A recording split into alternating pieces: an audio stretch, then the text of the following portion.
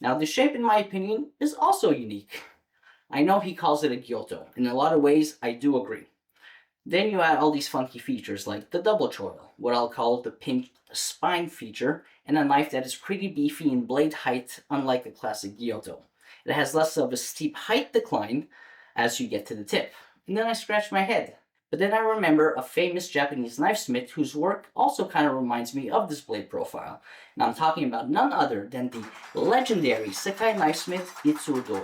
So yeah, call this a chef or gyuto, which for lack of getting into the weeds too much are somewhat synonymous, with largely the big difference being the accompanying handle type and a slight change in blade profile, but I can accept that pill and just call this a gyuto.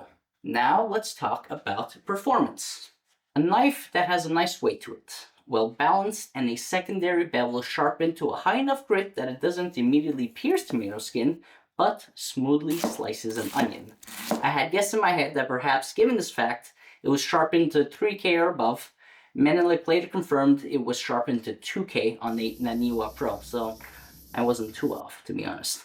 I really think, given the heft of this knife, that a lateral cut through an onion wouldn't go as smooth as it did. But a reminder to not just think about the feel of the knife, but the bevel geometry, which was conducive to, honestly, easily making those lateral cuts in the onion.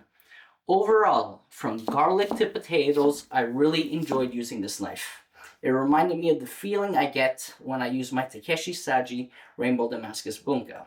Feels solid, you know there's a knife in your hands, it's sturdy, and it's a well-made blade.